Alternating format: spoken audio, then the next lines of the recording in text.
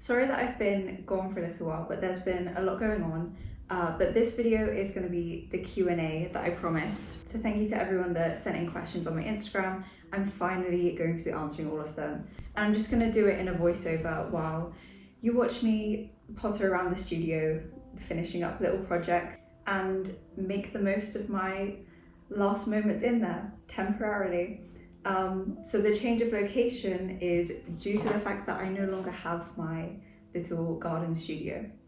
That sounds very dramatic.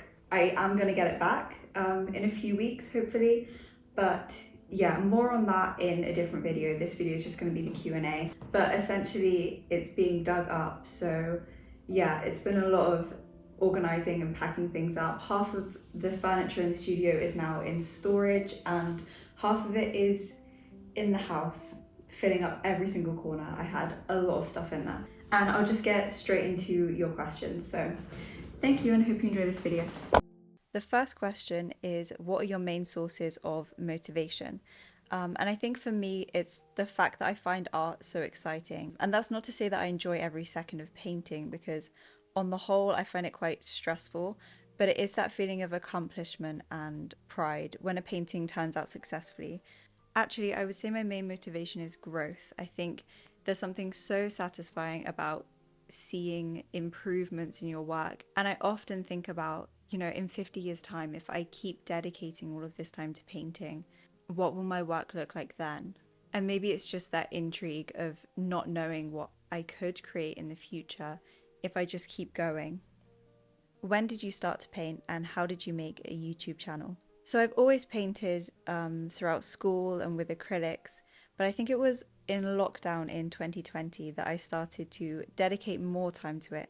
And then I switched to oils in 2022 in the summer. I started YouTube because I was already filming my painting process for Reels and TikToks, and I just wanted to give long form content a go. And I still do very basic editing, but it definitely helps starting with Reels and TikToks, like short form content, to get used to the editing. What is an art piece that really speaks to you, either your own work or others? Okay, I always find this a really difficult question because I'm so indecisive and I can't just pick a favorite piece of art.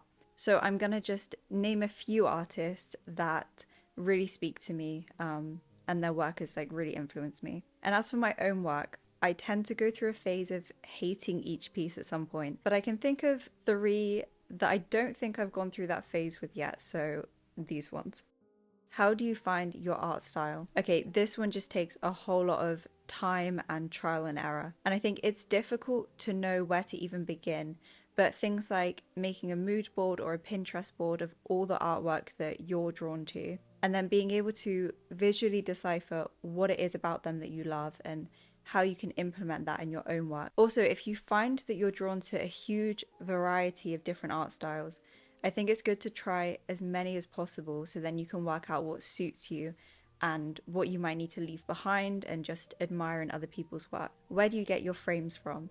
Firstly, hi Michaela, I miss you. And I get my frames from a few different places.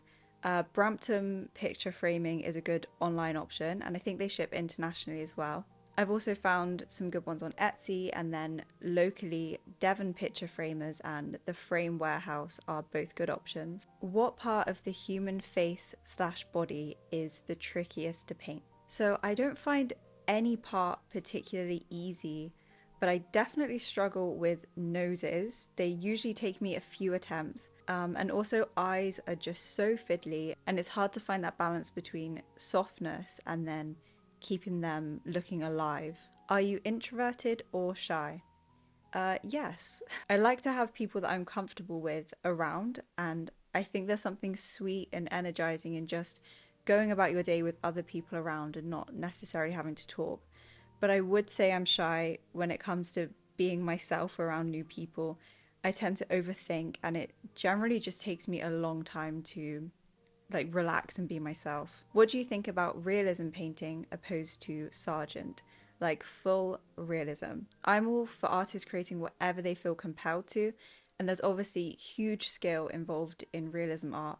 It's not a style that I'm particularly drawn to, but I can definitely appreciate it. What do you do to have commissions?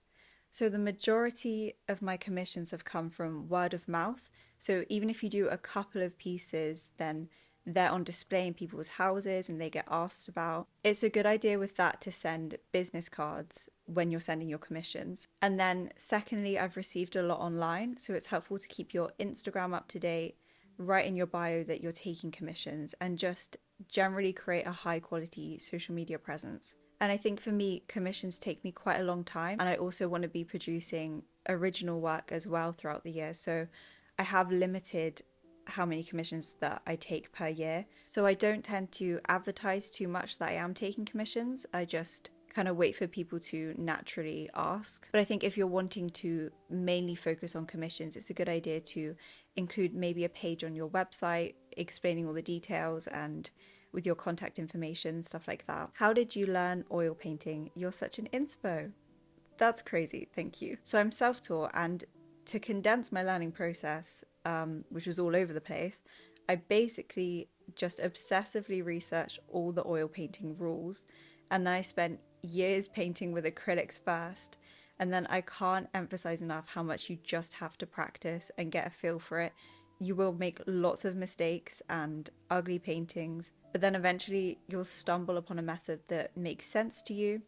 And I would say just study all of your favorite artists and their processes, try them all. And there's so much to take in, you can't do it all at once. I found that I focused on just one thing for months at a time. For example, color mixing or composition or brushwork or mediums, and then eventually you should have a good understanding of each component and you can create beautiful paintings sometimes. Also, watch all of the YouTube oil painting tutorials that are online. Paint Coach does really good ones.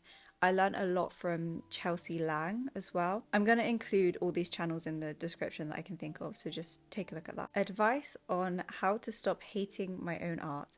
I keep comparing my work to the reference photo / others. Okay, honestly, I don't know, because I do this constantly and it's just not getting better. So I try to see every painting as a step in the right direction, whether I like it or not.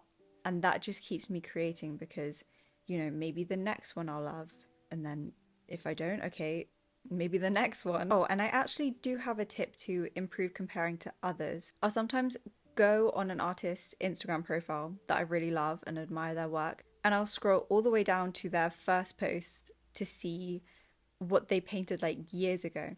And usually the improvement is huge, and that's just really encouraging to me, because I think if they can do it, then I can do it. Because you tend to put people on a pedestal and think they're just born with these superhuman painting talents, but most people are not. Most people have just put in the work, and there's nothing stopping you from also doing that and improving. What's the best way to make money as a fine artist? Workshops, prints, or galleries? Okay, I can't speak on workshops because I haven't done any, but my main income comes from selling originals and commissions. That mostly comes from my website, Instagram, and YouTube, but galleries are also a good option for exposure and to get your name out locally. But I think the most important thing is to have as many income streams as possible. So prints are a great option, and YouTube has also been helpful to me. Okay, I'm recording this bit the next day, and I think I've got a cold, so sorry that my voice sounds a bit different. But the next question was, what is my painting playlist? I love the music on your vlogs. I feel like this is going to be really disappointing, because I don't often listen to the music from my vlogs while I'm painting. I'll occasionally put on a playlist called Gut-Wrenchingly Beautiful Pieces of Classical Music, or Classical Music to Study or Sleep to, which is the same sort of vibe as my vlogs. But I can't lie, 90% of the time I'm listening to either Taylor Swift or Fontaine's DC. Actually, I'm just going to show you a screenshot of my top artists from this month. What are some of your non-art based hobbies? So I have quite a few. I do aerial silks, pole, beginner ballet, weight training, and I've recently started going to early morning yoga classes as well. And I'm just so excited that I can finally get back into it all after having to take the whole of last year off because of my back injury. And I'm just slowly and safely building up my strength and flexibility again. I think my ultimate goal is to do a silks or a pole competition, just to prove to myself that I really have overcome the injury. Have you always wanted to pursue art as a career, or was there a turning point? You know, I never really gave it much thought, or if I did think about finding a career, there was just nothing that seemed interesting or fulfilling to me. So I guess in a way I couldn't see myself doing anything other than art, but there was definitely a turning point that gave me a push into it, which was over a year ago when I couldn't physically work at my part time job because of the back injury. And I had to quit all of my hobbies. So suddenly my life went from being ridiculously busy every second, trying to squeeze in painting wherever I could, to literally nothing but art. So, in a way, I'm grateful for that year of pain because I learned so much about art and business, and I'm still figuring out the best way to turn this into a sustainable career. But I'm happy with my progress, and I can see myself enjoying art as a career long term. Okay, I think I'm going to leave it there. I've been yapping for long enough, and I think your ears probably need a break. And I keep thinking of different ways I could have worded things or better answers I could have given, but I hope I managed to answer your questions well enough. And thank you to everyone that submitted one. They were such good, interesting questions.